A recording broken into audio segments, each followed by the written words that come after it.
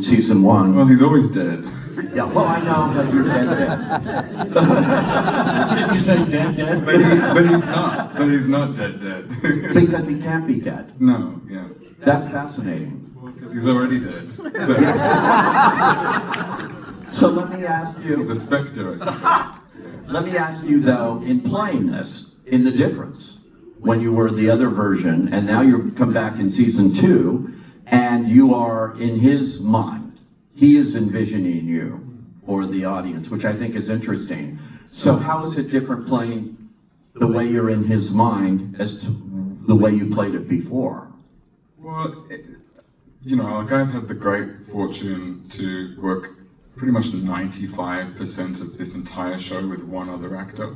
So it's an extraordinary gift to have that, because you can build a rapport. And working with Jacob, throughout the whole series, meant that when we started to do this like dream stat, ghostler stat, hallucina stat, whatever you want to call it, I was basically just providing a sounding board for my friend and my fellow actor and the extraordinary lead of this show to have a soliloquy with himself.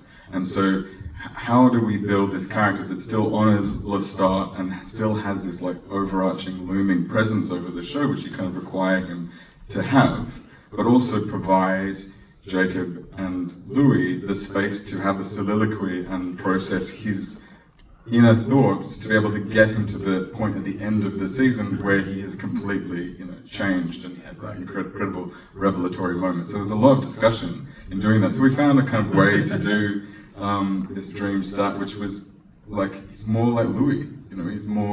He's slightly, there's a softer element to it. There's a relationship that you can kind of sense.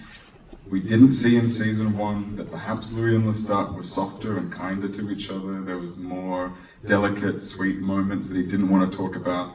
It's that kind of stuff. And then then he comes back into the play, and that is, that's performative Lestat. That's Lestat playing the Lestat that everybody wants to see him be, which he obviously hates. But that's a trap. It's his own trap. Because he built the theatre of the vampires. He built the concept of a vampire pretending to be a human being, pretending to be a vampire, which is such a trap within itself. And he continues to be trapped in this trap, for quite some time. So they're really fun layers, I think, in the show. So great, and you can really see this could all be a souffle that falls if it's not for somebody with your level of talent here to bring this off. I'm not sure about that. I mean, there's editing, music. There's a lot of elements that come into a show like this, and I think Rowan is such an artful leader, and he spends so much time in the editing room. I mean, this show is really crafted in the editing room. We give him as many options as we can possibly dredge out of our bodies in the short period of time they give us to shoot it, because it's a fast shoot.